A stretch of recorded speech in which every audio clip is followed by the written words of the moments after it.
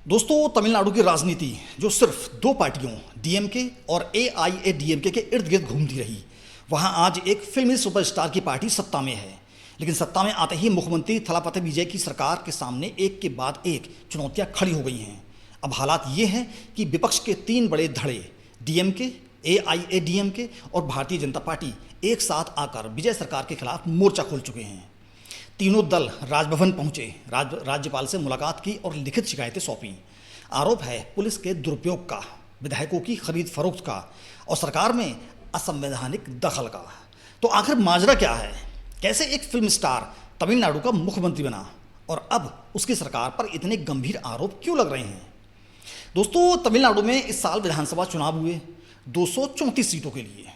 परंपरागत रूप से यह मुकाबला हमेशा डीएमके और एआईएडीएमके के बीच रहा है। मुख्यमंत्री एमके स्टालिन की अगुवाई में डीएमके गठबंधन ने ज़्यादातर सीटों पर चुनाव लड़ा, जबकि एआईएडीएमके ने इस बार बीजेपी के साथ मिलकर एनडीए गठबंधन के तहत मैदान में उतरने का फैसला किया। लेकिन असली उलटफेर किया साउथ के सुपरस्टार थलापति विजय की पार्टी टीवीके ने। विजय ने अपनी पार्टी सभी 234 सीटों पर उतारी और मुकाबले को पूरी तरह त्रिकोणीय बना दिया। नतीजे आए तो सब हैरान रह गए। टीवीके सबसे बड़ी पार्टी बनकर उभरी, करीब 108 सीटों के साथ। ये बहुमत के आंकड़े से सिर्फ 10 सीट कम था। यहीं से शुरू हुआ असली ड्रामा। बहुमत के लिए 118 विधायकों की जरूरत थी और विजय के पास कांग्रेस के समर्थन से आंकड़ा 113 तक पहुंचा, फिर भी 5 कम। इस बीच खबर आई कि दशकों की दुश्मन रही डीएमके और एआईएडीएमके विजय को रोकने के लिए साथ आने की सोच रही हैं। ये वाकई हैरान करने वाला था, क्योंकि इन दोनों पार्टियों की सियासी अदावत तमिलनाडु की राजनीति की पहचान रही हैं। लेकिन आखिरकार बाजी विजय के हाथ लगी। वामपंथी दलों सीपीआई, सीपीआईएम और वीसीके जैसी पार्टियों के विधायकों का समर्थन मिलने से विजय ने जरूरी आंकड़ा जुटा लिया। इस दौरान एक विवाद भी हुआ जब एएमएमके ने आरोप लगाया कि टीवीके के समर्थन पत्र में हेराफेरी की। लेकिन आखिर में विजय ने शपथ ली और तमिलनाडु के मुख्यमंत्री बन गए। एक ऐसा नाम जो कुछ महीने पहले तक सिर्फ बड़े पर्दे पर थलापति यानी सेनापति के नाम से मशहूर था, अब असल राजनीति की कमान संभाल चुका था।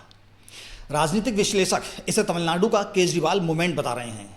जैसे अरविंद केजरीवाल ने दिल्ली में कांग्रेस और बीजेपी की परंपरागत राजनीति को हिला दिया था, वैसे ही विजय ने द्रविड़ राजनीति की गढ़ में सेंध लगा दी।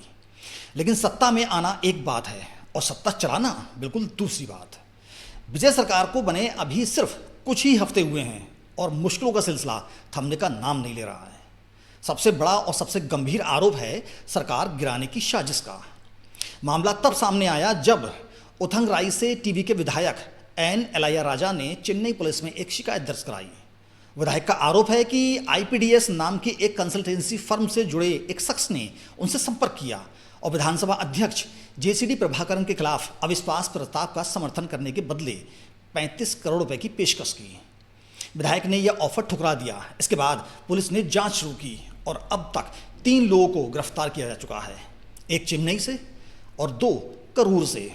पुलिस सूत्रों के मुताबिक गिरफ्तार लोगों में से एक का संबंध डीएम के विधायक सेंथिल बालाजी और उनके भाई अशोक से बताया जा रहा है। राज्य की खुफिया एजेंसियों का दावा है कि ये कोई इक्का दुक्का मामला नहीं है, बल्कि एक बड़ी साजिश थी जिसके तहत टीवीके के करीब 15 विधायकों से एक साथ इस्तीफा दिलवाने की योजना बनाई गई थी ताकि सरकार अल्पमत में आ जाए। इस खुलासे के बाद टीवीके सरकार के मंत्री सीटी निर्मल कुमार ने सीधा हमला बोला। उन्होंने प्रेस कॉन्फ्रेंस में आरोप लगाया कि सेंथिल बालाजी मुख्यमंत्री एमके स्टालिन और उदयनिधि स्टालिन से मिलकर टीवीके के विधायकों को तोड़ने की कोशिश कर रहे हैं और विधायकों को 10 से 50 करोड़ रुपए तक के ऑफर दिए जा रहे हैं। हालात इतने गंभीर हो गए कि खुद मुख्यमंत्री विजय को अपने सहयोगी दलों के साथ आपात बैठक बुलानी पड़ी। लेकिन कहानी यहीं खत्म नहीं होती। डीएमके ने इन तमाम आरोपों को सिरे से खारिज करते हुए पूरा मामला ही पलट दिया। पार्टी का कहना है कि असल में विजय की अपनी पार्टी जनादेश को उलटने की सुनियोजित कोशिश कर रही है। डीएमके ने आरोप लगाया कि खुद टीवीके ने पैसे और लालच के जरिए 2 डीएमके विधायकों को इस्तीफा देने के लिए मनाने की कोशिश की। इसी सिलसिले में एमडीएमके नेता वाइको का एक बयान भी सामने आया, जिसमें उन्होंने दावा किया था कि मुख्यमंत्री ने खुद को डीएमके विधायकों को इस्तीफा देने के लिए राजी करने की कोशिश की। लेकिन सरकार ने इन आरोपों से इनकार किया। डीएमके ने राज्यपाल के साथ साथ सतर्कता एवं भ्रष्टाचार निरोधक निदेशालय यानी डीवीएसी को भी शिकायत सौंपी है और इस पूरे मामले पर एफआईआर दर्ज करने की मांग की है। पार्टी नेता आरएस भारती के नेतृत्व में एक प्रतिनिधिमंडल राज्यपाल राजेंद्र विश्वनाथ से मिला और आरोप लगाया कि राज्य सरकार पुलिस के जरिए विपक्षी विधायकों को डराने और उन पर दबाव बनाने का काम कर रही है। डीएमके का कहना है कि तमिलनाडु की राजनीति में ऐसी स्थिति पहले कभी नहीं देखी गई। डीएमके की उप महासचिव कनिमोई ने भी सोशल मीडिया पर तीखा तंज कसा और टीवीके में हो रहे बड़े पैमाने पर दल बदल को लेकर इसे उत्तर भारत की तर्ज पर बीजेपी की वॉशिंग मशीन वाली राजनीति करार दिया। इधर एआईएडीएमके ने भी राज्यपाल से मुलाकात कर अपनी शिकायत दर्ज कराई। एआईएडीएमके का आरोप है कि राज्य में विधायकों की खरीद फरोख्त का माहौल बनाया जा रहा है और कुछ विधायकों पर इस्तीफे का दबाव डाला जा रहा है। पार्टी ने यह भी सवाल उठाया कि बिना किसी सरकारी पद के कुछ लोग कैबिनेट की बैठकों में कैसे हिस्सा ले रहे हैं। एआईएडीएमके ने राज्यपाल से संविधान के अनुच्छेद 167 यानी 167 के तहत सरकार से स्पष्टीकरण मांगने की अपील की है और ज़रूरत पड़ने पर पूरी रिपोर्ट केंद्र सरकार को भेजने की भी कहा है। बीजेपी के प्रतिनिधिमंडल ने भी राज्यपाल को ज्ञापन सौंपा। पार्टी का आरोप है कि जान आरोग्यसामी और विष्णु रेड्डी नाम के 2 व्यक्तियों ने सरकारी प्रोटोकॉल का उल्लंघन करते हुए हाल की कैबिनेट बैठकों में हिस्सा लिया, जबकि वो किसी सरकारी पद पर नियुक्त नहीं हैं। इसके अलावा बीजेपी ने राज्य के उच्च शिक्षा मंत्री पी विश्वनाथन से जुड़े एक मामले की भी निष्पक्ष जांच की मांग की। गौर करने वाली बात है कि तीनों विपक्षी दल जो आपस में एक दूसरे के धुर विरोधी रहे हैं, इस मुद्दे पर एक ही सुर में बोल रहे हैं, यानी विजय सरकार को घेरने के लिए फिलहाल पूरा विपक्ष एकजुट नजर आ रहा है। अब जरा गहराई से समझते हैं कि आखिर ये टकराव इतना गंभीर क्यों होता जा रहा है। पहली वजह है टीवीके का बहुमत बेहद कमजोर है। पार्टी अपने दम पर बहुमत के आंकड़े से दूर है और सरकार सहयोगी दलों तथा निर्दलीय समर्थन के सहारे टिकी हुई है। ऐसे में हर एक विधायक की अहमियत बहुत बढ़ जाती है और थोड़ी सी भी टूट फूट सरकार के लिए संकट खड़ा कर सकती है। यही वजह है कि विधायकों की खरीद फरोख्त का मुद्दा इतना संवेदनशील बन गया है।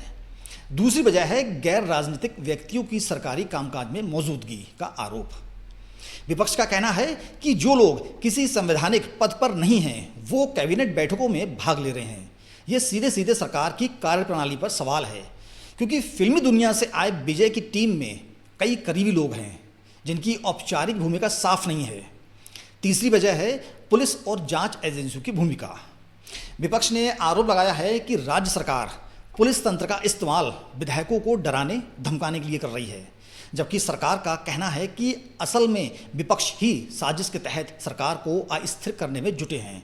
यानी दोनों तरफ एक दूसरे पर आरोप प्रत्यारोप का सिलसिला जारी है और सच्चाई अभी जांच का विषय बनी हुई है।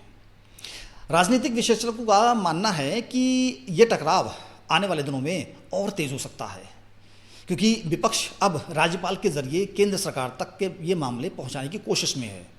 अगर राज्यपाल ने अनुच्छेद 167 के तहत सरकार से जवाब मांगा तो ये टकराव संवैधानिक स्तर तक पहुंच सकता है। तो कुल मिलाकर तमिलनाडु की राजनीति इस वक्त बेहद नाजुक दौर से गुजर रही है।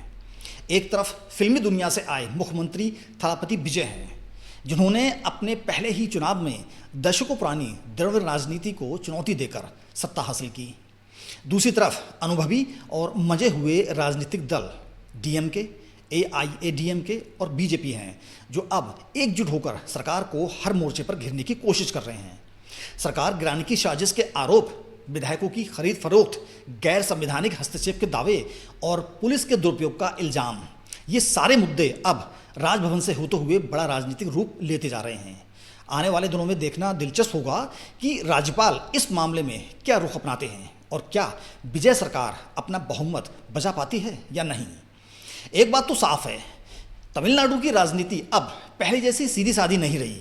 यहाँ अब सिर्फ 2 नहीं बल्कि कई खिलाड़ी मैदान में हैं और मुकाबला हर दिन नया मोड़ ले रहा है। इस पूरे मामले पर हमारी नज़र बनी रहेगी और जैसे ही कोई नई जानकारी आएगी हम आपको सबसे पहले अपडेट देंगे। अगर आपको ये रिपोर्ट पसंद आई हो तो लाइक करना ना भूलें और अपनी राय कमेंट में ज़रूर बताएं। जय हिंद।